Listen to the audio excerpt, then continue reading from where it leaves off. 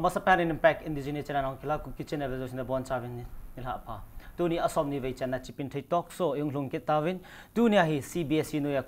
class 12 exam conduct ana ki bol chu ei mi sunga Kuki sanu ta chanu kharin 93.4% ahin mun chung chon ai ke olympiad hin ama chu koi madang hi pon nga chong nun nem hokip ama chu hin tun studio ile movin chong nun nem ama sa pan impact tv Chipinthei Talkshow ke olympia na phatam tan hin kai do jen lim na kai nei ma sa panin mizo sen nang hi hoi lai mun hi lo le nang ma hi na chan chin elo self introduction chu het nom te di hin chu neu kharin po nang ma chan chin ke min hi la chong nun nem hokip tu to akom no hi 1kbs na staff quarter akom mo hin u cha mi thum ka hiovin ke alien penkin kapamin pamilian hokip kanomin titing pamle jeng in miyo sin tu chunga 93.4% ano lol hin chunga na lol hin nga ne nem chu hoi lai mon ei lo la nu apamin u chai jan am ti chu kichi tan ina zata wen ahila amasan mi pyo nang ma chan chin a heta wen na ahila to na nu le na pa hin ipi a bola na hi le khan hin sim sa kati dan chu job anel hanam ai lo le itabang dola chu na khosa am chu ani khat kapa hi PhD department na atong in kanun bang atong pa aile tu chunga exam 93.4% munedinga ichan gia ki got na preparation ti di hin ki got nan ne sai ke ma exam di kun masanga kuna chu school ke hoi UNACO school adinga first batch yang ka hi je chun school hon yang test ho hian lang no choi pyong yang le phasa sa na boss a jiwin cho kuna chu exam ho ke pat masanga chu syllabus so ana ki cover thauzi dan exam adinga yang chu exam di kuna chu le revision ho azo ani ki ti tho in tuition coaching ho kana la in iti sun ka na ki prepare ti aile tu mizo sin 93.4% na mo chu ina sai do antan aile chim subject wise letter mark na mu na he halang ai lo le mark izat na mo am ti chu ne khat highlight ni bol the mark maths to english a chun 95 kana mo in chemistry to physics a chun 93 ka mo in sting le biology to physical education a chun 91 kana mo ale china ina sai ma bang chun UNACO first batch kai ne ti no he first masanga chu UNACO he khari 12 an nai lo no first batch nei hone ale ichila ya hi pass percentage is at momom UNACO de pass percentage 100% pass hai 100% okay pam le jingen tu le to min thangma ma phai sunga dinga UNACO school tu chunga CBSE conduct no ya first batch and 100% pass in mo jale mo chong ki pa thu sei ke bin a hi le to ko do nom pen jo dang hi point nu mai chapang khat in dolen challenging khat ga nei ten na nu mai khat in ban hitia sangta ai lo le vet zui thei ta inam sunga dinga mi het thei ta lekha percentage sangta ne pg apasola no mu thei la ki pi lungel na yam chai chiding ai kan ke ge la na wang gender a khan lawa ama ma ki ha bo lo dung zu ya chu heti ka sai no ti so nu mai hi mana chu pusal sanga athip zo thim zo eti nei lawa pusal chu nu mai sanga khel te te heti na zo lawa an ama ki ha bol na so ama nyong sangta amu num chon aki ha bola amu thei yeng het na general khan lo di chu hi ma ma jengin aji chu lo lin na ki ti nu mai pasal om pan aki ham bol pa a hi lo wale iphem atup tan tan pa chu sangta lo lin na chu amu te de ti chu nu mai pasal ki khan na he pon ama personality na po hen na ji ki pam le jengin a hi le tu la ya ga sai ding chun as a student kha ina jala chu mi bong kim han mobile phone ka 12 capacity handset mobile phone ka choi poi a hi lo le tu chunga jong topper ko ham first second position am third position am khat bang chu ka heta pon Manipur conduct no ya ne kila mobile ko na lekha ka sim he etin abong kim kha chu mobile ka choi poi tin hi chite ni ki ka la chun mobile as a student kha ina jala chu mobile choi hi phana sa la ham ale phana sa ile ji ip ham phana sa lo ya ji ip ham ne khan some science ke ge da na wang imazo si aphat na le si na zo min ayin iman tu dung zo ya angai za tu dung zo ya chu hin ke mangai he hong ke sim do a hin mobile phone ke thoyong he chu so ai hon phat chi ke het no wa amana ding chu adi ta chu ke man leo chun asit na poi ting ka yele bam le jing ele UNACO school hi mizo sin aha sei phat ni na asunga na hi in hi school na experience za chum na mu te ding a hi jila chu ipi na sei hildo thai mi pi la ga sei pi theina ne yam sunga UNACO school hi infrastructure lang hi lang faculty lang hi le a hoi le in school anomin compound nomin faculty lang a kitile ozo ho qualified ta ozo ho mi hel no ta ding an hi wen ke ho second higher secondary batch ama spen ka hi wang wan to a result hoi ta kai mu zo he ozo ho ja school hoi ja he tiang ka sai no men student ho yong hi na sting le class ho yong phatesan ke la in practical class ho yong phatesan ka bolu hin PE physical education la ka hin physical education na yong class ho practical class ho yong phatesan ka la win smart class ho yong awmin facilities ho yet bi ele dang ma education hung umdan ki sei high school hina hola kona nana kayam chule metric hola school kona nan saya chu ta le percentage is na mu metric high school hi St. George High School wang kaya ko kana kayan KG apana class yan san kana kayan metric yan sa school ako na kana pihin metric la ya chu lekha chu kana simjina hi wanga per ifam target khat tu khat chu kana nei lo ji chon ka percentage on ha san 0.84.8% kana mu so oi ma jingen koi ma zo chena mo mu thei be sei pona ma hin la target ka nei lo ja 80 something percentage ka mu he tin hi zong le tu chung target ai nei ta to kilhanin nam pi sunga vet zui thei ta chapang khat hong hi intun 93.4% ai hin mu zo hin lekha sim zo sin tup le doi khat in nei ai la kilhunge ti chu tu nia nunga ne nem chunga imu do wen ai le nem tu ni nang ma lekha sim na line song khat hong da la hi tin nang ma personality mi zo sin than na du cha ngai cha ti chu abona ki nei so ke hi na ai le nang man an hobby hi pia ka hobby hi làm tổ là sao lang hiện tiếng lệ thil sip ho crafting đi ta bông à cái thằng lệ chỉ làm tổ là sao na tiền pila na ngày nôm pe nam chai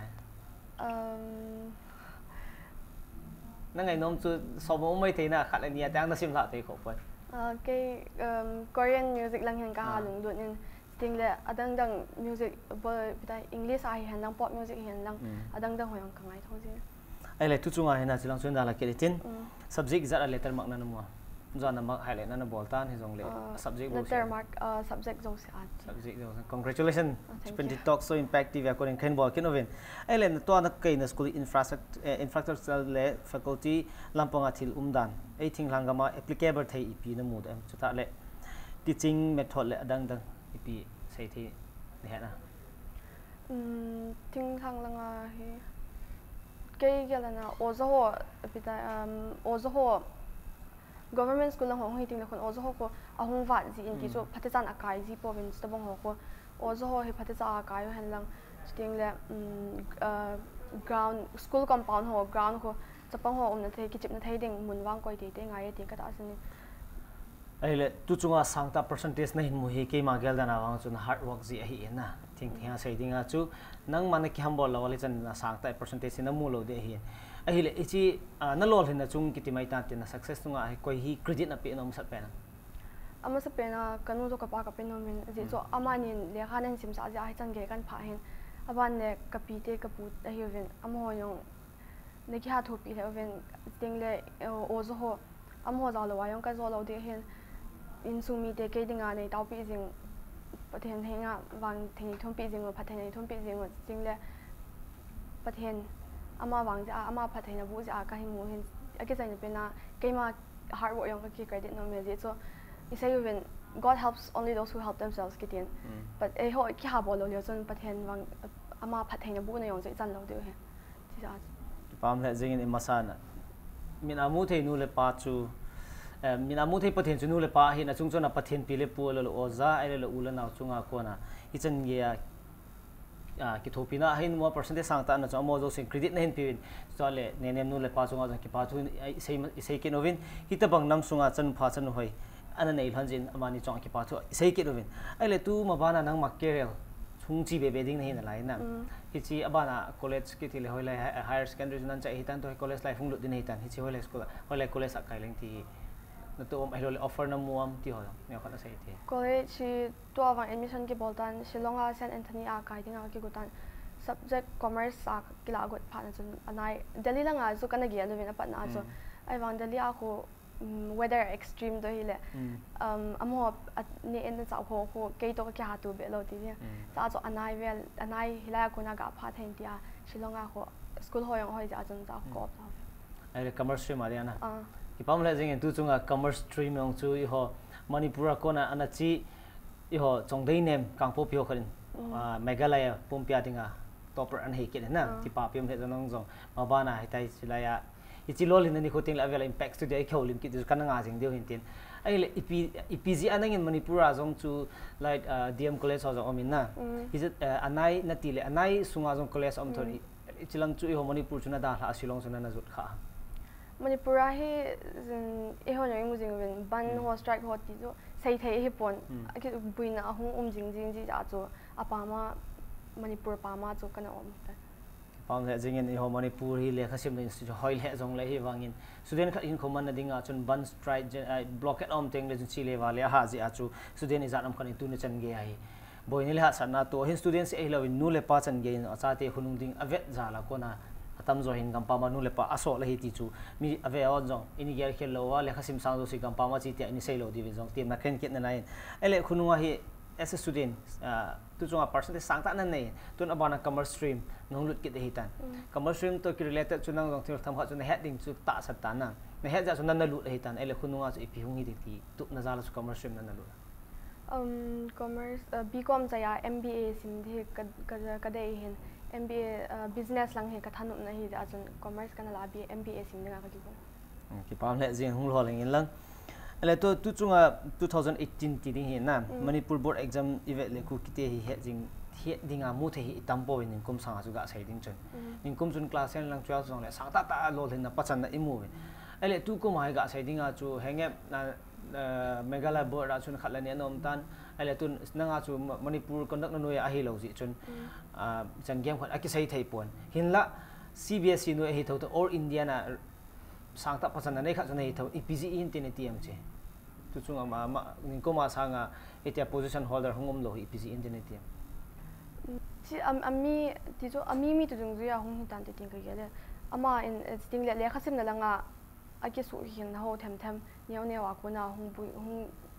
a result hong ha hoi lo kha ti dan so le khasim dan exam lai le le khasim dan hi hong chom jap jin 10 adi ida 10 to 12 hour he a question pattern ta bong hong min ten chapter ko na hi za sim ding ta bong ma hong ki dong ding ti ta bong ho so ho asim na wa so aki sim khi la kha o ham ta bong ti ko yel ale a hi aji chom ho boy na sei ni jong isei thu hin na chan game kha chu head de lo di hin ai wa nga chu mim kha in so comment a hilo le sei no ho chu kinei ti di hin ai le tu chunga na exam hong ki phona he na Hichan gya sang ta 93.4% na mua he ichipet ta su percentage na mua su ipina fila kakipai kipa chu alo thelo na kipa hitan ichine kipa peta su koyom nu koma kanu to kapa chipela su nu na pa kom direction chu ibi kakipai ta kapi ai mo ngena kipa su alo thelo kipa te ai le tu chunga na mak mu he born letter marks na mo so okay na hinla exam na ball la yan expectation nu ya chu singzo nam chu na mo ka expectation so bio to physical education na zo 91 ka mo so sanga sangjap ding zo kana expect ngen physics a zo ka expect sanga wa hong sang zo ki pam le jing exam no hin lak hi in na ai le mi bong kim khan sai ga sai ding a so Manipur board no ya kai ho in CBSE exam appearing anu me ti exam patan hi lang syllabus lang pi jong le a difference om nai na hi jong le pi ati le min ti CBSE ha exam score mark score anu me ti thai am ke gel dana wang chi class 10 a ko CBSE ha tam zo school in exam hi apol hin ti so school sunga apol dan hin ji a hi them so ta bong ho ji a chung hi dam tiang ka gelen ai chu CBSE a ko na CBSE ba ye ke ti yong leo ke ho Manipur board na ko na CBSE a khong ki hial hin hong kai tel tila chu ka bui tho nai kyo hoi le ipi board na ki kayong lekha isim lo chu hei chu nom de lo di hen amo abo chu ga sai dinga chu henge lekha sim khat le ni thasi ho chu a hi tia controversy sung hi bo na lekha isim de lo le hoi le ipi board thing thia sai de not jing hui bol dinga tham khat be ve lo hoi le ipi pham chu ke di lo hin chibanga asim lo ji wa chu CBS a chu anom Manipur board na a hai atiu hen na chu lekha sim lo tu sei tin ko hi tin azo lekha sim lo ana sei khan mo wa jong le chan na lang hi lang aji chu mi hem hi nang ki sei ting le boy ji hin a hi le tun nu ma hi lang pasal le jong le Kuki cha te hi nam sung jem hoi na dinga I hon ipi ki bol le apadem nang ma lung gela ke dong gela hi ipi ki bol ipi lang pang ki bol yong le ti chu lekha sim han lang na to ki hol yong le lung thing ta tup na khat na ya I bol la le chun I hung lo then ting chun inam chu ki jem hoi nge ting ka lai ti chu iki ha bola lung I bol na lo si lung thing ta sit na ima cha lo wa bol ding ti le chun e hoi I hung lo then ting le yong mi pi het na ki hung de tan inam yong chu yung cái gì em hỏi để tiếng cái tu nên nga ta bang ai ibo ito hat ai le chun lo len ting le chun nam pgm hoi hin chung chuna chu mi het thei chung hi ting le chun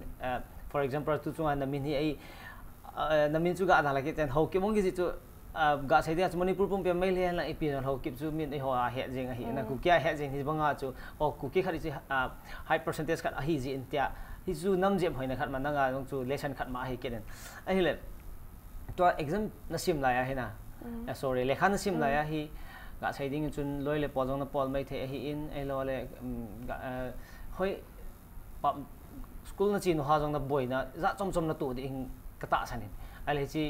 chi su exam lai ta hi nang ma dinga anup na le aha na pen chu ipi ta bang moment na exam lai ya dinga aha na pen chu kitele physics exam ni masanga chon ni khat bo off nei na pi oven cha cho chi ni khat off so revision na dinga yong hung pui zemin chu chu hin ting le physical education na yong so ala exam bitai entrance exam ho pho na ji chon ni 16 days abong off an kinin off yong so hong saw wal ting le khon le khai ki sim num ji ta pon teni zo kana ha sat pi pen an nup na sa na pen la nup ka sa na pen hi le overall la dinga ka preparation so an ji chon exam so kadai banga kana ki pi thai so nup ka sa pi pen ki pam le jing an mi min ko nup le da na kya na ki pa na so om lo chui thei lo ina sei ma bangin physics so ha na sai ha ka sai na ti hin la na expect sang ma tam mu na ticket an he le chen so nang ma masa revise bon le phat chom jong le masana na ha sim je achui chana chu expectation sanga chu mak chu kholang pe hong gai kha hin kan ki pa pi le jing wen ai le nu mai khat hi na do la chu na ga sai ding chu chapang cha heng la chu nu mai khat na hi ta in class 12 chai the ki ti chu lunggel tham khat be chu anei the di te chu miu si ta sa na hi tan ai le nu mai khat hi na do la chu ita bang hin ko ki mang le mi za the a hi lo wa hi le mi lung sit the a ki chang thei dem ti chu nang ma personality a kon han nang ma experience a kon de khan se ai ho hi India mong hi tham khat stereotypical themen ti so nu mai hi ti ding pusal to ki ba thai lo ti ta bong num ge long om na lain khang to na so zan nin ki nei de yong le ji stereotypical ta pa hi ka dai pon ken ting le pusal hi nu mai sanga apha e ta ki gel pa yong hi chong ka dai pon nu mai so mi chu a hi na chu ti sai tham mi dang lung se na chan ding ki ti yong le ai hi na chu pura hial na pa kho chong kho ka dai di pon mi la chan thip ding ta le nu le pa u le na nu le pa respect i dai la chun mi respect nga hi jiwang so important hin ting le ithil bol na zo se a hi pat hen gel do jing ding ihong ki pat na chu hoi lai ko na ham ti so I beginning ji ke lo le alam pi a cho ikisu buina ho hum thei hin I beginning chu ke ding a ting tal ai ma chu ai ma le ma ki za ma sat pen ngai ke na le ki pa me sai thelo sa chom san sei ji chan chuin din la sai ling tho in tin ka gelin no no mu so ke na za so ke o hin chapang chai jong le lung gel cho hoi le jing in ai le nyam ga sai ding a chu in sunga hin ucha chu nang alen pen hi na ucha len pen hi in sunga ai ho hi ga sai ding ai ho custom dung zo ya hi miu pa ai miu nu ki ti hi anu apa ban chan atha helding hi compulsory type you know I mean ai le tu chan ge adinga ga sai dinga chu naute hi tu ai iti nang kho ka na nula na pa for example gampam po ting le na naute na sin sa dan chu iti na kho ka am ga ki tile sapang hi jong so miu nu khat ni na ja so miu nu lung chang na pu na mature di ka ta sanen aju ke miu pa ka hin na chi a chu nyau chat in se yo kan ka pa ko mo ting kana ti chu le kha sim na langa ka vet tu pi jin le kha phati sa ki sim nam homework ho ki bol nam ho ka vet pi ji hanin ting le ani ending ho phat chan ka pi ka ni sa jin apa ma apom am ki chi ma po yong le ka vet jing in ti to ang sot gay ta ang ki chip den no ding ti ta bong hon sa ki phong la jing na ki gin cha sang in hoi ta na naw te na train 80 so a ke in ai le tun exam lang ang lut ken hitin subject tampi jong le na favorite subject ipi ha ka favorite subject hi maths ai ja commerce ng nan lung dut kha hi na ki pam le jing hin la ai ho ai mi te hi ting la mi te ki ti mai le ho ai mi te se yong hi point Manipur song cheng tribal mi tam zo match hi ti sai jam imwa ti tha yang ti kharam ga sai ding in ka khuwa dong khat om match ka mo pol number ha leng yeng ti ta bang khara chu I hoi maths thì ilu ilo le ilung yun ata lok subject khat chu hinang hin la maths na lung lut kha jin ki paom kit ai le na sim thada pen ka sim thada pen he kana la alo hitan science kana la tan masanga zo history to geography arts lang pa ko arts lam pang na history ga di ai le ne ai ko le mala nop le jing break trong hwa na lai tin na break trong hwa ko kit ne nem toi ko na su break trong hwa na lao tin break zo le ma personality line education line trong hwa ni ko lem kit do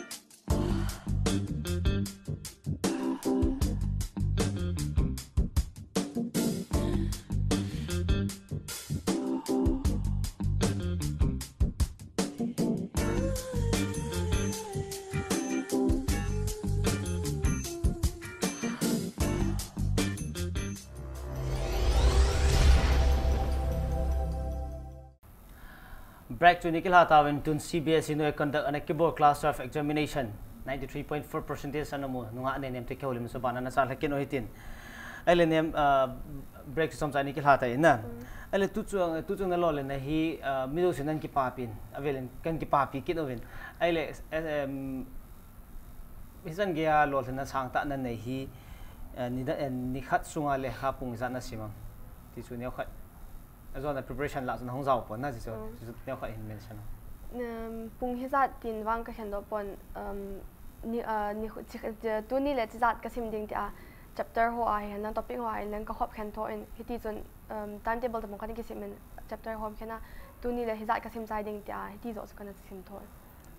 pung lang zo hi ta lo nangin target chapter target na nei thana sem na nga ha za chom be en la topper jo si question hu ido ala chun hi chi main question ta bong compulsory question ta bong en omin ni kha sunga pung za lekha na sim ma hilo le ni hapta kha sunga chi ti lekha na sim bi chu ki do teng le pung ni kha en pung hi zat ka simin a hilo le ka hi tin ka hu tin ti thila na nga chapter so target na nei jin ki pa pinon le jin ele hi chi lol hin na dinga hin na mi zo si hin coaching ala hi lo thinga tam zo hi coaching la lo be se he ke poni chi nangin lo hlena dingai coaching la he poimo na sam poimo lo na sam chi poimo na sa la ji pi ham na sa lo li ji pi ham ju tu chen se ami mi ayong ome jawang he kati dan zo ama zo achama zo aki zo de he aki zo min achanga ti coaching bolowa sangta ta hong pa so yong om vin ai wang ke zo skula chu ka ke pat na langa chu ti dam class ho chu kana zaw chun tham khat kana halung lut be pon ji a chun coaching chun kana ngai che en ji a chu coaching wang ken wang kana la ami mi to dung zo ya angai cha ama okay ki pam le jingin coaching chu lang hana se de compulsory he di poina thing dia se ding inu ipate ne se ji skula ozon hilo chu phaten ngai lo ki coaching la dem tuition la ngai tham ti chu iki hilam hin la skula chun 18 ki lang hala se ding chu ki ngai nan ti ki to nan ti hozon hil ilu chu ki not nan te ewanga chu ozo bongkim hu ga se ding a chu ama chu high qualification hi lang hi jong le teaching lang a hi knowledge ba mi omin chi amo subject bang chu hoita ino do wang chu het helo chun coaching chu lo the hong ki la hi na pam le jin ai le nein ko sunga hi business line a lunglut na hi na nei ai le hi chi hi koya ko na ti chu ki hil khat na nei te di ka ta sanin mi hem khat atu adoi khat ai lo angai char khat chom til for example chu april na ni normal chu april sunga chu epp zawa ti chu thama I het lawa ki du le jong la chu na kana na pon ja chu nang chi business line a mba bol na ti chu epp pizza nan bol ko ti te neo khat se kan dei pat hi kyang ka hatin to pon ai wanga kan ka 11 ho kan kaya pa na chun kan dei hin business lang alut de mi atam zon ka ingo tiam yung seven doctor engineer lang ho exam ho pin lang officer ho zo na dei lo ham ta ho nei dong mo ai wang mi alung pham adei khat alung na khat chun chi pa chu ke lung lu na chon na he pon chi a chun business line lang a he ke kana halung lu ji chun ti chun kan to ai MBA sing ding a ko ki pam lai jing to question chu masanga in a se chong dei nem chong na ki dong hin ama se na chong ki bang che ke mi no mi pa te hin cha te lung lu na ipm ti in he ji po win cha te le khai mo sim sa mi o sin pasal cho hele chen ip bo sa de ham atam zo chu yo thing lam mi te chu sipai pan sa ding elo sipai official en ta ta no mayong ile nurse doctor ti chu yo thing lam mi ten ti ni bo service an in ei ta hin la atam zo ga se ding a chu khang tha tam pi service mulo hoi effect ting le pi ham te anu le pan align and head lawa lam chom be ana so le kha sang ta sim do jong le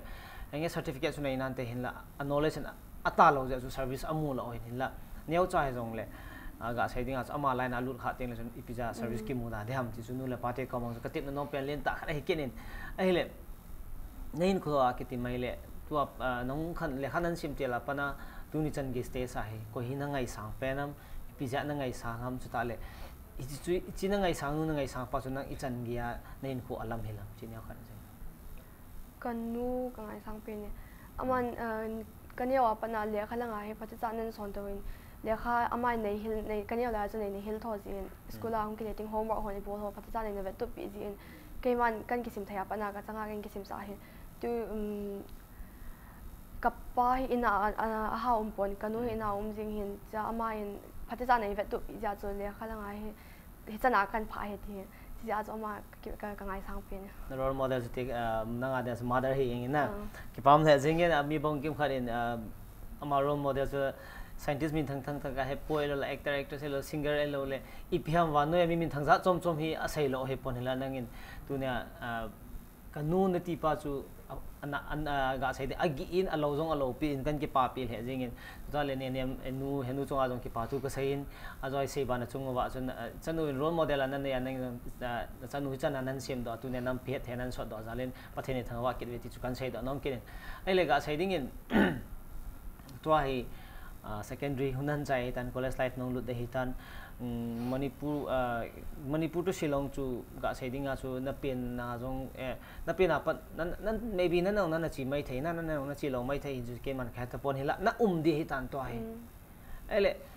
for example chun nang azona sei bang chu Manipur hi ban stride elo APPM atamenti chu ana ele na wangsit pi khat in nang dalun na panin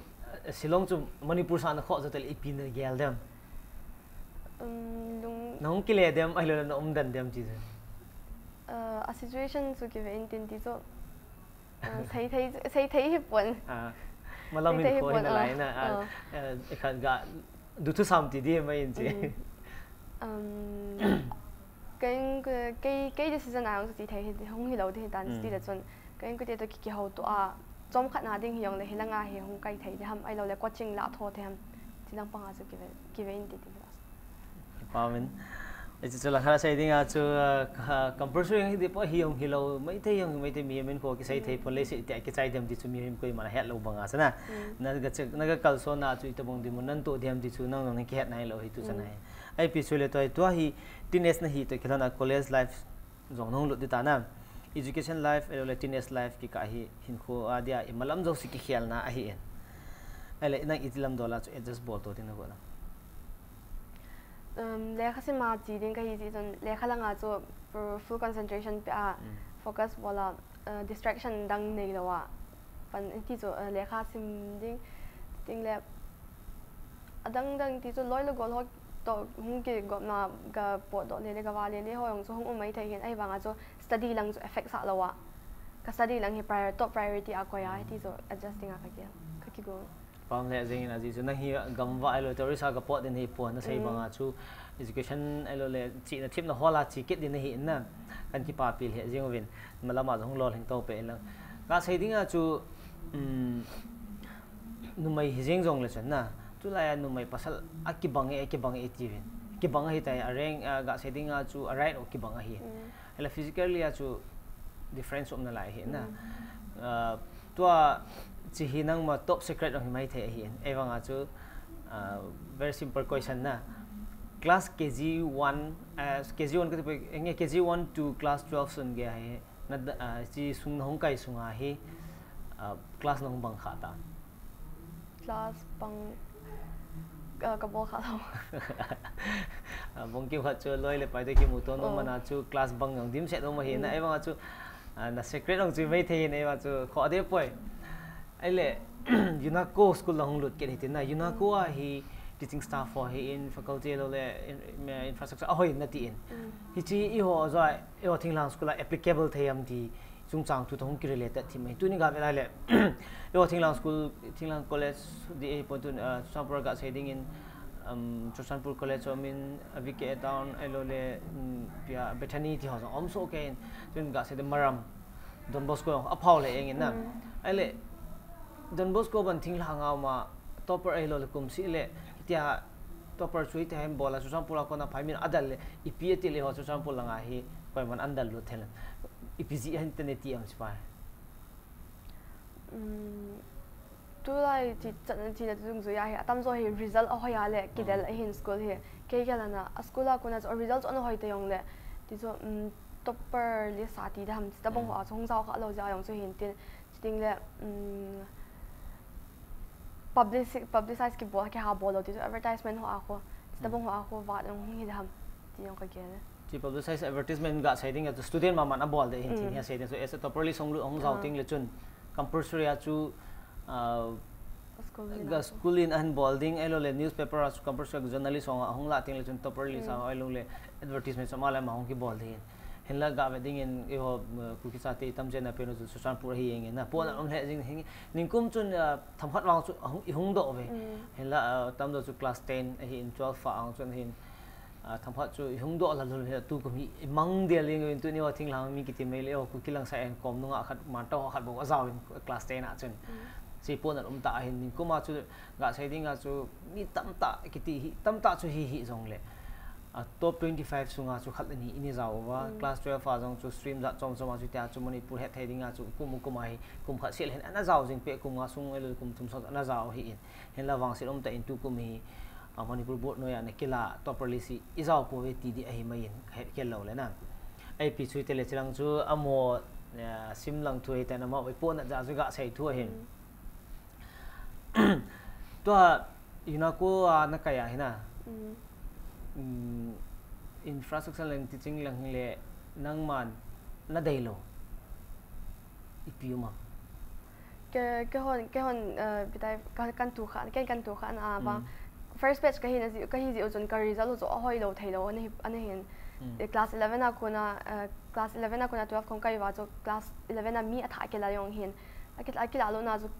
mi cho anh hạ tầm dấu pon cho tiếng lệ exam hoa subject school exam hoa student hoa không fail hoa school authority ở chỗ chung pressure anh hạ ball thâu vin chỉ pressure cái ball gì chung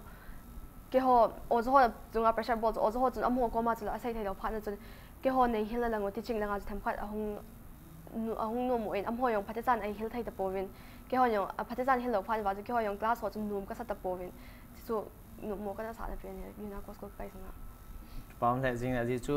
school authority on teacher pressure ha bol ting le lenga tension ngom ting le ki mi ki ini isa dong tui lo mong chu hin ai le to tu chunga sangta na hung lol hena chunga hena ga siding ha chu offer college tang do na mu cái hiện nào mà không na mu na ai pi chu te le chu ni ma abo chu ga ki do tho hin chi offer le mu lo chang chu la ha sai til cho mai tan ai le azo ka do go la ka do hai kha min Manipur board no ya 10 hong pass it hi na ai le 10 na ko na 12 11 na ko na EPZ CBS na lut kha abula pa na jo kaise banga jo Delhi la nga jo kana ve no hin Delhi la nga ko hi le CBSE marks ko board marks hangin na ha dai adai jo venti jo mi hong ke ba percentage hong ke ba am ti CBSE ko prefer ve nam hon si ja jo CBSE jo kana dai hin ting le ati CBSE la nga ko outside Delhi la box e yong le apam nang gam pam hoi khai hon beti na kon mark ko board sanga ko CBSE ko prefer zo jo wa jo CBSE lang zo kan le nang in higher secondary na dal ha a hi tai le to hung kai class 10 12 ti exam in piding mi tam pi om na line isei ma mong chun ko ma salang chun ma hoin tu ko ma hoi poi iti le nang in cha kon amo dinga chu ipi hi nang ma chu phale sele senior khat nong hi di tan step khat hung kal be ke din hi tanan da na junior ha so hi ipi sei pi nom ne cái say nôm thì nga ông mẹ, ama sẽ bên cái say nôm chui lẽ khá simin cái gì mà cho apart sa sim ding hi pon apart chang nga lẽ khá sim na part na lẽ khá phát sa sim ma distraction lowa sim na part ting lẽ loi go cái mutu hian lang cái chip hiang lẽ bolding chong zo nga ye ting lẽ ani chan a hi lẽ khá sim ting lẽ khun by heart system a chi pa ko exam lai hong exam hong hi ting lẽ ko cái boy ji na cái hai mil pai ji chỉ là ipidinga hong ham ipizia ham ipiti ham ti pa cho head do god ding le khasim na cho hawan ting le target khat na ya le khasim ngai ti cho ma nga hian lang ai lawa yong le chi hi ka hi het ya em ki nei kho chu khom lawa le khasim alol thing do point ting ka ge le ting le khasim na a khu exam la adi da exam la le khon stress ai lo le tension wang zo hung te hin chu ko them kha ahum chu phai le khai sim sa nom na he ai wanga ahung over stressing le khon ting le kho le kha sim an su bui ki ji jong ka no men ting le ima zo si ibol zo si a he lung thing ta bol ding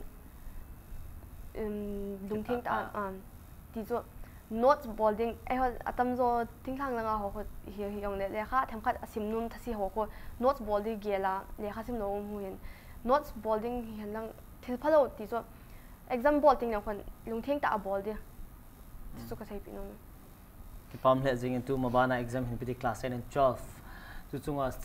na senior to gd hi mai tan tin topper 93.4% na hil na chu amano anachi pi jala no jong nan sei pi theo hin ana vezo sin jong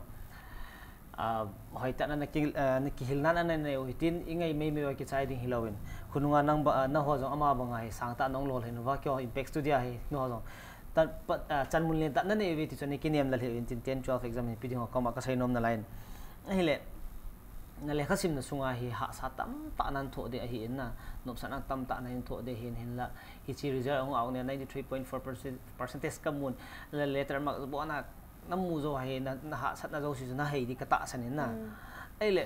to result ong ki phon zo hi pi ha na sa pe na ka ti dan chu ga sai dinga chu henge reserve ki phun zawa chu na ki pa mai thei malam hin khuding nan gyal naw sun chamhat na boyang sui mai thei college chu na decide thelo dam ta om hedin skala chu in sunga ko nang chu piam chu emission nangin boss e hon elole silong na chi sa elole nangin delhi na da chu elati ha chu omin na skala chu nang ep chu hana na sa pe na ha ka sa pe ni silong a sen anthony admission ki bol ko na chon chamkhat chu ana ki buin admission chu hi thailo de tai ki ti khan no min am ho board na ho bo ala de tiu khan no min July chu ke admission chu ke chun Saint Anthony chu ko pha na chu July chu bol de te ka ti pha wa chu thu boin na hongom chu kana ha sa pi ki pam he jing aji chu ki pa na hi ahung hlun ting la boin na khat ai lol ha sana khat chu alun thum te ta bang khat na omin ele chapang chai long chu chun thu khat i ho context tung zui khat en dang leng ga sai dinga hi i ho Kuki cha te na custom ai lo le tradition pp chu ki chi ta nei mi hi ven tun thing ai pui pang ko na chu thing hlang ka mama hin im ko no nei nui pai lo le pu for father asu thing hlang ko hong ki kon do hin tun phai sunga service anu pam service nei da setter bol dan tampi omin am ho identity ke hello mi tampi om tan hi cho chunga hi ipi na sai pi no nei ke la na ji am sa pe na anu le pa mit mo hin te ting mit mo he ta ka la e ji chu anu le pa chun na to lin an ki mu ham ji ja hung khat hung kon do na chu a cha te chu an aman anam chun kya culture ho chun kya a cha te chun hin lo ja chu a cha te hong chun a het ta lo ting le ami yong chun aman a culture hen na custom chu hen na akim amu niao ja chu jiong chu hin te ting ka ge le ting le ama yong akim mu niao ji yong hung hin te ta pam le jing na chi thing thia sai ding chu naw na sei ma bang chu city sunga cheng ho hin a locality pau lo chu icha te hil jiovin kolgama omo ga sai dinga chu hong do te ngole asa te ei pau ho le call power response and ball chu thing se le mi nu mi pa sang mi nu mit mo zo he ti chu in sei do ki no chu tal ei ma personality khat hin ei ma mi him khat hin zola chu hin dola chu ei ma identity dignity chu alo thel hoi lai mo le sit calling le chim chun na hei lo ding he ti chu mi tu nia gampa ma tunia ichi impact Chipinthei Talkshow na vian ima alo diu chu tale tunia asa hi ke ma jong ka hi tai tia ini ki yal do ki ne vin avial team na kai nei kinen aile tu hin ho nation ke le ho sungka thu chom chat kyau hoi ten na ga sai ding chun tua hi event ai le dei mi nu mai ho hi service lane a hin mo teng le za dang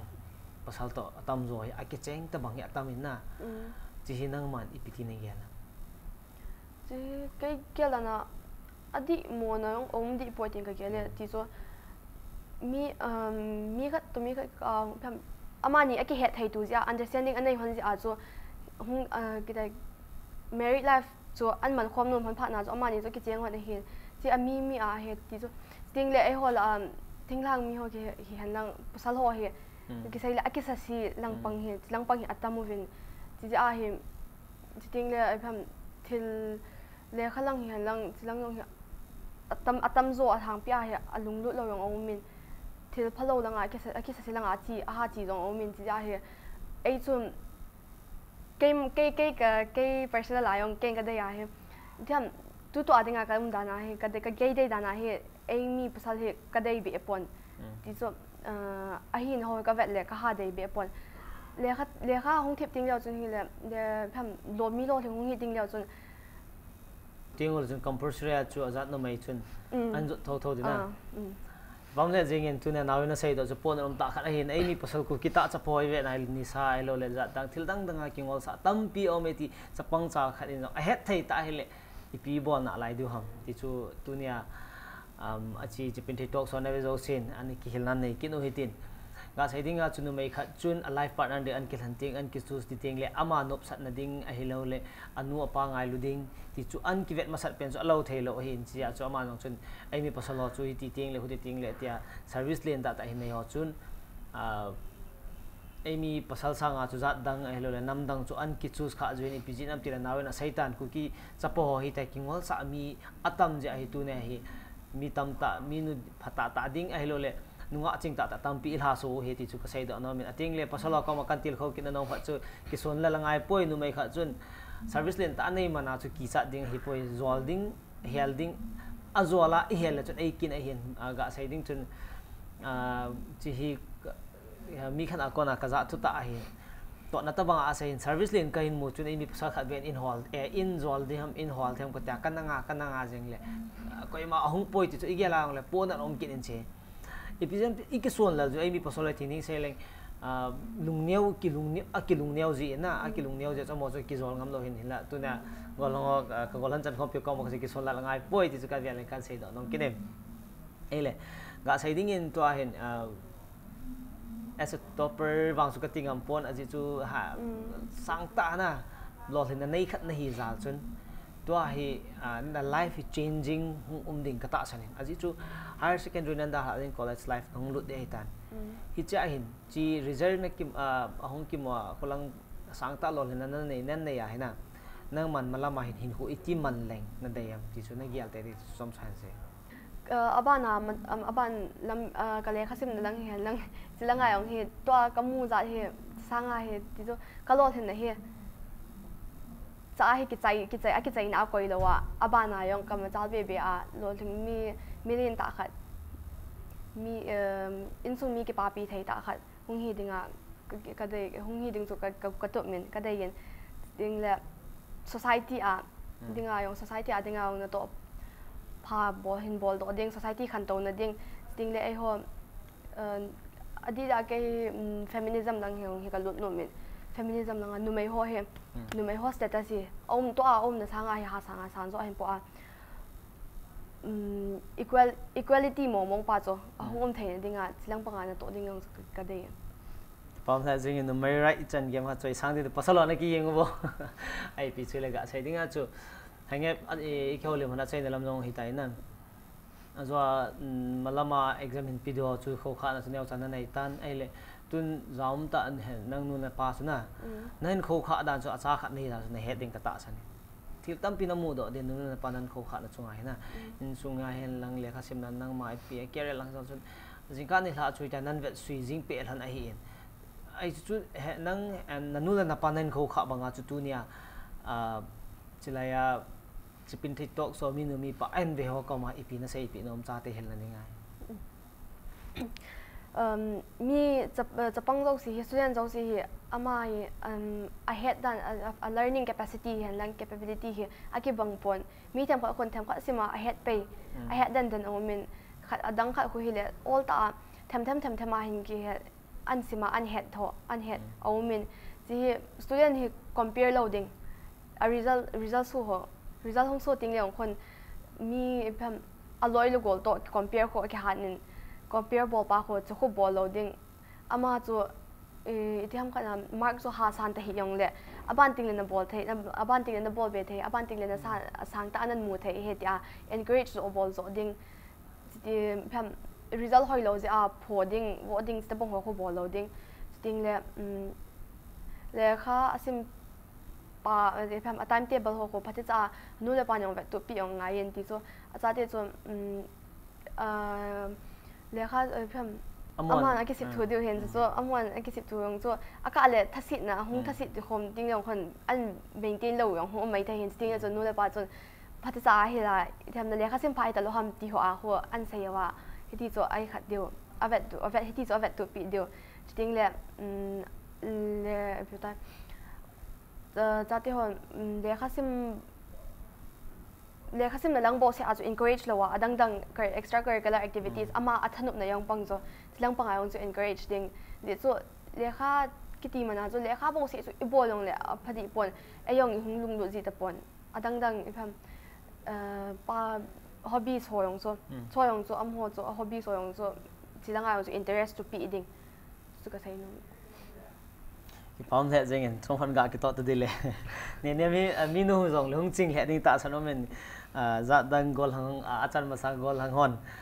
ama mu na te le kha phata sima chon chan phata am tiole mu la powe ti chu gol hon ne kiniam la ket po ten episode le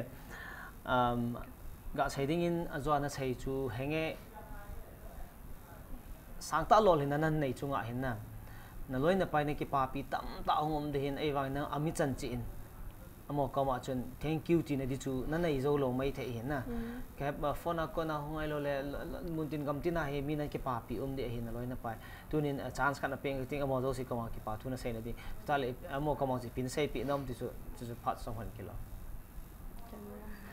ก็ดิจูนั่นเลยนั่นไปเขาก็มโจสิอาจจะ for example สุกี้บางส่วนนั่นก็มาเก็บปาทุกันเซนน่ะบ่อยจำขนาดจู congress กันบ่แล้วนั่น thank you ที่จังนั้นเซมันตลอดอะไรนั่นเลยเขาจะนั่นละสิไม่เท่จ้ะเราเทลาสนะอันนั้นเราใช้ไม่เทจีอาจจะนั่งกินตัวเนี่ยจะไล่จะเป็นที่โต๊ะสวะเกี่ยวลิมตาจีว่าจูอโมก็มาจู